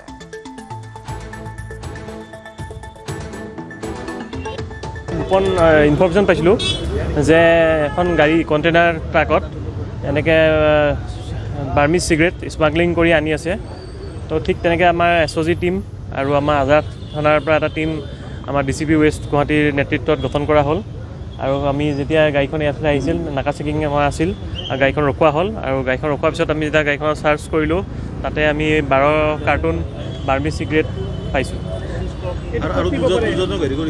নিষিদ্ধ চিগাৰেট হয় এইখিনি নিষিদ্ধ চিগাৰেট হয় বাৰ্মিজ চিগাৰেট এইখিনি তেওঁলোকে কোনো প্ৰপাৰ ডকুমেণ্ট পোৱা নাই তেওঁলোকৰ লগত যিটো ইম্পৰ্ট কৰা কোনো ডকুমেণ্ট তেওঁলোকে দিব পৰা নাই বৰ্তমান তদন্ত চলি আছে আৰু 2জন ব্যক্তিক আমি পাইছোঁ সুৰেশ আৰু পৱন গোসাই তেখেতৰ ঘৰ ৰাজস্থানৰ চুৰু ডিষ্ট্ৰিক্টৰ শিৱসাগৰৰ হোমষ্টেত ৰহস্যজনকভাৱে উদ্ধাৰ যুৱতীৰ মৃতদেহ হোমষ্টেৰ পৰা আটক অবিনাশ কোঁৱৰ নামৰ এজন যুৱক জোনাকীনগৰৰ হলিডে হোমষ্টেত সংঘটিত হয় এই ঘটনা সন্দেহজনকভাৱে চিপ লোৱা অৱস্থাত উদ্ধাৰ হয় মৃতদেহটো যুৱতীগৰাকী শিৱসাগৰ ছোৱালী কলেজৰ 2য় ষান্মাসিকৰ ছাত্ৰী কৃষ্ণা গগৈ দিনৰ 11 বজাত হোমষ্টেত প্ৰৱেশ কৰিছিল কৃষ্ণা গগৈয়ে অবিনাশ কোঁৱৰৰ সৈতে একেলগে গৈছিল হোমষ্টেটোলৈ কৃষ্ণা গগৈৰ ঘৰ শিৱসাগৰৰ বেতবাৰী বাক্সু খেলুৱাত অবিনাশ কোঁৱৰৰ ঘৰ শিৱসাগৰৰ বেতবাৰী 2 নম্বৰ কোঁৱৰ গাঁৱত ঘটনা সন্দৰ্ভত আৰক্ষীয়ে আৰম্ভ কৰিছে তদন্ত মণিৰাম কছাৰী নামৰ ব্যক্তিজনে চলাই আহিছে এই হলিডে হোমষ্টে পাছত আৰক্ষী উপস্থিত হৈ এই ঘটনাৰ তদন্ত আৰম্ভ কৰে ল'ৰাটোৱে ক'লে যে বাইদেউ ছোৱালীজনীয়ে দৰ্জা খোলা নাই বুলি ক'লে তেতিয়াহে আমি গম পাওঁ ল'ৰাটোৱে আমাক কৈ থৈ নাই যোৱা নহয় আমি ইয়াতে বহি আছোঁ তাৰপৰা ল'ৰাটোৱে আহি কৈছে যে বাইদেউ আমাৰ ছোৱালীজনী মই এনেকৈ লগত আনিছোঁ দৰ্জা খোলা নাই তেতিয়া আমি দৰ্জা চাব গৈছোঁ দৰ্জা খোলা নাই এই জোনাকী নগৰতে অৱস্থিত হলিডে হোমষ্টে নামৰ এটা হোমষ্টেত আজি এগৰাকী ছাত্ৰী নাম হৈছে কৃষ্ণা গগৈ স্নাতক 2য় বৰ্ষৰ ছাত্ৰী স্নাতক 2য় ষান্মাসিকৰ ছাত্ৰী কৃষ্ণা গগৈৰ মৃতদেহ ৰহস্যজনক অৱস্থাত উদ্ধাৰ হৈছে যাক লৈ বৰ্তমান সমগ্ৰ জয়সাগৰ অঞ্চলত চাঞ্চল্যৰ সৃষ্টি হৈছে ইয়াতে চিপ লৈ থকা অৱস্থাত এই যি কৃষ্ণা গগৈ নামৰ ছাত্ৰীগৰাকীৰ মৃতদেহ উদ্ধাৰ হৈছে কৃষ্ণা গগৈৰ সৈতে দিনৰ 11 বজাতে অবিনাশ কোঁৱৰ নামৰ এজন যুৱকো এই হোমষ্টেটোত প্ৰৱেশ কৰিছিলে একেলগে আৰু সেই অবিনাশ কোঁৱৰ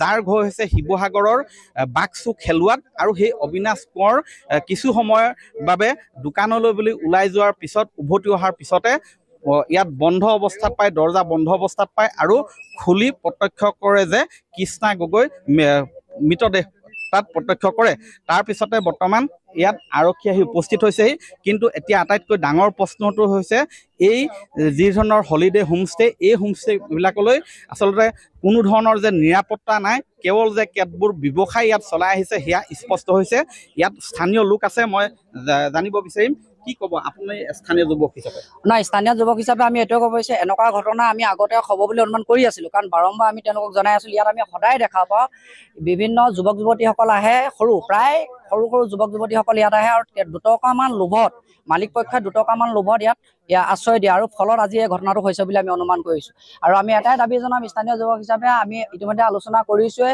এইটো যিটো হলিডে হোমষ্টে এইটো অবৈধভাৱে ইয়াত গঢ় লৈছে আমি অতি সকলোক ওলাই আহিবলৈ আমি আহ্বান জনাইছোঁ আৰু আমি খন্তেক সময়ৰ পাছতে এই হোমষ্টেটো আমি বন্ধ কৰি দিবলৈ দাবী জনাম আৰু আমি এইকাৰণে ক'বলৈ বাধ্য হৈছোঁ তেওঁলোকে কেৱল 2 টকাৰ লোভত মই আকৌ কৈছোঁ 2 টকাৰ লোভত তেওঁলোকে কোনো বয়সৰ সীমা নাচায় ক'ৰ ল'ৰা ক'ৰ যুৱক যুৱতী সেইখিনি তেওঁলোকক চাবলৈ প্ৰয়োজন নাই তেওঁলোকে কেৱল পইচা ঘটাৰ লোভত ইয়াত আশ্ৰয় দিয়ে আৰু ফলত আজি এই ঘটনাটো ঘটিছে বুলি আমি অনুমান কৰিছোঁ বাইদেউ স্থানীয় ব্যক্তি হিচাপে স্থানীয় আপুনি ইয়াৰে হয় মই ওচৰৰে হয় এই ঘটনাটোৰ সন্দৰ্ভত কি ক'ব চাওক ঘটনাটো আমি ছোৱালী এজনী সুইচাইড কৰিলে বুলি কৈছে আমি লগালগ আহিছোঁ আমি এয়াই কম আমি একেবাৰে ওচৰৰে হয় হোমষ্টে মালিকে মই বাৰে বাৰে প্ৰতিটো বাইটতে কৈ আছোঁ যে হোমষ্টে বিৰোধী আমি নহয় হোমষ্টে মালিকে কিবা এটা ব্যৱসায়ৰ কাৰণে খুলিছে তেওঁ খোলক কিন্তু তেখেতে কি কৰিছে তেখেতলোকে কাক কণ্টেক্টত দিছে সেয়াও আমি নাজানো ষ্টাফ ৰাখিব লাগে ভালদৰে ষ্টাফ ৰাখিব লাগে সেই ষ্টাফে যিখিনি থাকিবৰ কাৰণে সুবিধা কৰি দিয়ে তেওঁলোকক সম্পূৰ্ণ নিৰীক্ষণ কৰিব লাগে কথা হ'ল কি আজি ষ্টাফ থকাৰ পিছতো আছে নাইও আমি নাজানো এজনী ছোৱালী অলৰেডি লটকি গ'ল অলৰেডি সুইচাইড উলমি আছে আৰু অলপ দিনৰ আগতে আমি শুনিছোঁ যে মদ খাই হাই হুলস্থুল কৰিছে আৰক্ষী প্ৰশাসনে ইয়াৰ পৰা ধৰিও নিছে গতিকে এনেকে যদি লটকি মৰিবলৈ হয় নেক্সট আমাৰ ল'ৰা ছোৱালীও আছে কাইলৈ পৰহিলে আমাৰ ল'ৰা ছোৱালীও ধৰক বেয়া হোৱাৰ আশংকা থাকে গতিকে এনেকুৱাকে যদি ষ্টাফ ভালদৰে নাৰাখে যদি কাক চলাবলৈ দিছে তেওঁলোকেও যদি ভালকৈ দায়িত্ব বহন নকৰে তেতিয়াহ'লে আমি এনেকুৱাবিলাক হোমষ্টে আমি বন্ধ হৈ যোৱাটোৱে বিচাৰোঁ আৰক্ষী প্ৰশাসনৰ লোকেৰে গিজগিজাই থকা ৰাজধানী গুৱাহাটীত ভিক্ষাৰীৰ বেগ ধৰি ঘূৰিছে গোল্ড স্মাগলাৰ খাৰঘুলিত উদ্ধাৰ 55 কোটি টকাৰ 37 কেজি সোণ গুৱাহাটীত ভিক্ষাৰীৰ বেশত ঘূৰিছে গোল্ড স্মাগলাৰ ৰাজপথত ওলাইছে কেজিয়ে ম্যানমাৰৰ সোণ খাৰঘুলিত উদ্ধাৰ 55 কোটি টকাৰ 37 কেজি সোণ আৰক্ষী প্ৰশাসনৰ লোকেৰে গিজগিজাই থকা ৰাজধানী গুৱাহাটী মহানগৰীত ভিক্ষাৰীৰ বেশ ধৰি ঘূৰিছে গোল্ড স্মাগলাৰ সোণ স্মাগলাৰৰ ৰূপত খাৰঘুলিত ধৰা দিলে মহাৰাষ্ট্ৰৰ এইটো অক্ষয় বানছোৰে নামৰ যুৱক অক্ষয়ে 2 মাহ পূৰ্বে ভাড়ালৈ লৈছিল গান্ধী বস্তিৰ এটা ভাড়াঘৰ ভাড়াঘৰতে অক্ষয়ে মজুত কৰি ৰাখিছিল সোণৰ ভাণ্ডাৰ সোমবাৰে নিশা ভিক্ষাৰীৰ বেশ ধৰি হাতত এটা বেগ লৈ ওলাই আহিছিল অক্ষয় খাৰঘুলিৰ পথৰ দাঁতিত গামোচা কম্বল মেৰিয়াই ৰৈ থকা অক্ষয়ক প্ৰথমে সন্দেহবশত ধৰিলে তহলদাৰী আৰক্ষীয়ে আৰু তাৰ পাছতেই অক্ষয়ৰ বেগৰ পৰা ওলাল 37 কেজি ওজনৰ সোণৰ বিস্কুট কিন্তু ক'ত অক্ষয়ে পালে ইমান পৰিমাণৰ সোণ Around 55 crore rupees gold seizure hold. The total quantity was 37 kgs.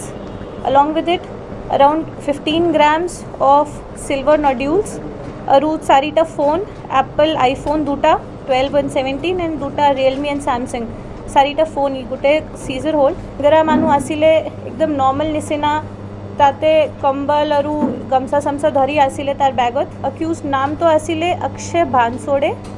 ইতো মহাৰাষ্ট্ৰ সাংলিৰ মানুহ হয় ম্যানমাৰ মুম্বাই দিল্লী কলকাতাৰ এটা বৃহৎ চক্ৰ গুৱাহাটীলৈ সোণৰ বিস্কুট সোমাই চুবুৰীয়া ম্যানমাৰৰ পৰা মেঘালয় অসম হৈ এই সোণ ওলাই যায় দিল্লী মুম্বাই কলকাতালৈ চক্ৰটোৰ কোনো লোকে আহি অক্ষয়ৰ হাতত তুলি দিলে সোণৰ বাকচ আৰক্ষীৰ জেৰাত এই বিস্ফোৰক স্বীকাৰোক্তি ধৃত অক্ষয় আনকি অক্ষয়ৰ পৰা আৰক্ষীয়ে জব্দ কৰা 4টাকৈ মোবাইল ফোনত লাভ কৰিছে সেই বিস্ফোৰক লিংক গোল্ডে কাম কৰে তো তাৰ এইটোই কাম আছে গোল্ড কুৰিয়াৰ হিচাপে यानी कि तो रिसीव करे और कोनो बेलेग मानू को तो सप्लाई करे এইটোই কাম কৰে অকল এইটো কাম কৰে বেলেগ মানু আছে এইটো মই অলৰেডি কৈছোঁ এটা ডাঙৰ নেটৱৰ্ক আছে এইটো কিন্তু এইটো তদন্ত কৰা সময় লাগিব আছিলে ৰাস্তাত ৰখি আছিলে ডেলিভাৰী কাৰণে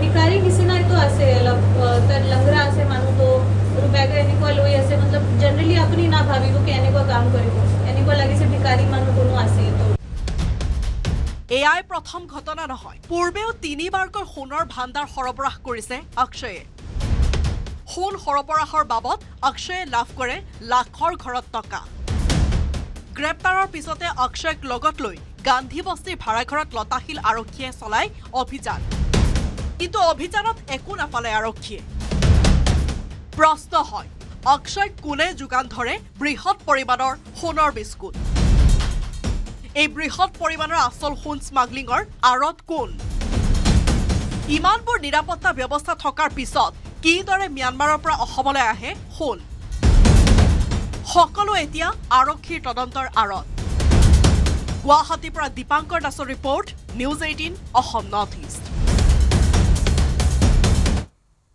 বনমন্ত্ৰী জয়ন্ত মল্ল বৰুৱাৰ কঠোৰ সকিয়নিৰ পিছতে একশন মুডত হোজাই বন বিভাগ দবকা ডিফু পথত অভিযান চলাই বিজেপি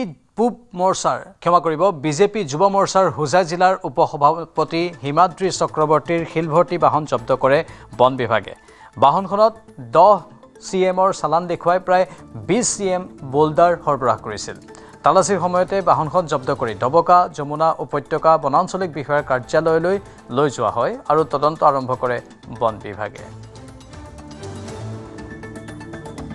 এসপ্তাহমান আগতে আমি হোজাই ডিএফও ছাৰক এটা আমি অনুৰোধ জনাইছিলোঁ আমি আবেদন কৰিছিলোঁ যে এনেকুৱা সদায় কাৰ্বি আংলঙৰ পৰা দবকা হৈ বহুত অবৈধ শিলভৰ্তি আৰু বালিভৰ্তি ডাম্পাৰ পাৰ হৈ যায় সেই মৰ্মে ডিএফও মহোদয়ে দবকা আঞ্চলিক বন বিষয়া কাৰ্যালয়সমূহত এখন অভিযান চলাত আজি এখন 10 চকাৰ ডাম্পাৰ শিলভৰ্তি ডাম্পাৰ জব্দ কৰিছে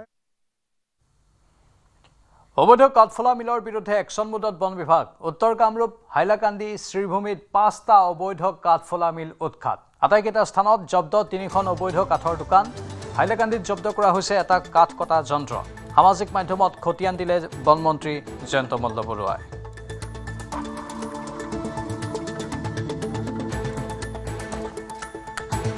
শ্ৰীৰামপুৰত 12টা মহসহ 2 অভিযুক্ত সৰবৰাহকাৰী আটকাধীন 2জন লোক বাহনখনৰ চালক ধৃত ৰাকিবুল ইছলাম মেহবুব আলী মহকেইটা বিহাৰৰ পৰা বৰপেটালৈ অনাৰ সময়তেই ধৰা পৰে আৰক্ষীয়ে জব্দ কৰে AS01 UC 6739 নম্বৰৰ এখন বাহন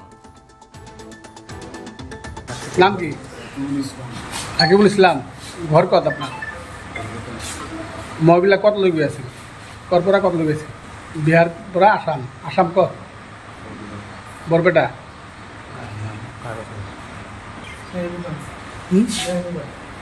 তোমাৰ ঘৰ বৰপেটা শান্ত সমাহিত ছিকিমত সন্ত্ৰাসবাদী সংগঠন ইছলামিক ষ্টেট চমুকৈ ISৰ কোলাচা দিল্লী আৰক্ষীৰ সহযোগত গেংটকত চলোৱা অভিযানত গ্ৰেপ্তাৰ হৈছে 19 বছৰীয়া এজন যুৱক পাকিস্তানৰে সংযোগ থকা এটা কুখ্যাত সন্ত্ৰাসবাদী নেটৱৰ্কৰ সৈতে যুৱকজন জড়িত থকাৰ সন্দেহ কৰা হৈছে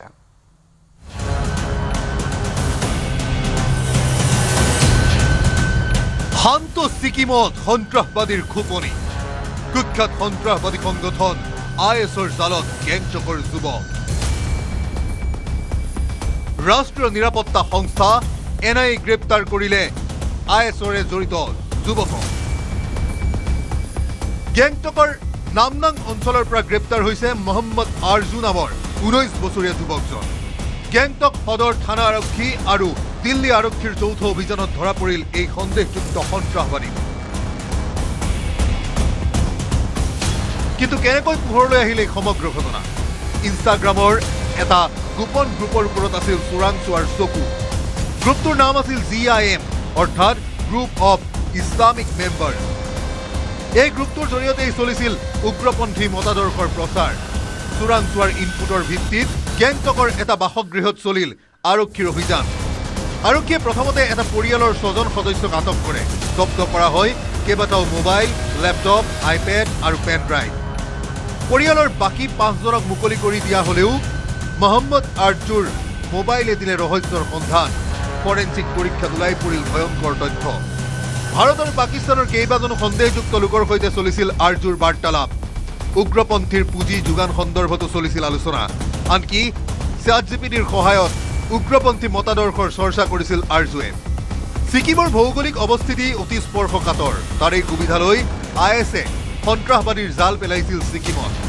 ছিকিমৰ আন্তঃৰাষ্ট্ৰীয় সীমান্ত থকাৰ বাবেই কেন্দ্ৰীয় সংস্থাসমূহ অধিক সক্ৰিয় হৈ পৰিছে কোনো ডাঙৰ ক্ৰছ বৰ্ডাৰ নেটৱৰ্ক ইয়াত জড়িত আছে নেকি তাৰে এতিয়া ক্ষীপ্ৰ তদন্ত চলিছে একে সময়তে ছিকিম আৰক্ষীয়ে এই সন্দৰ্ভত কোনো উৰা বাতৰি নিবিয়পাবলৈ সাধাৰণ লোকক অনুৰোধ জনাইছে কিন্তু এই ঘটনাই পুনৰ প্ৰমাণ কৰিলে উত্তৰ পূৰ্বাঞ্চলত ইছলামিক ষ্টেটে চলোৱা কাৰ্যকলাপৰ কথা news desk report News18 Assam Northeast বান বিধ্বস্ত জোনাইত এবাৰ আন এক ভাবুকি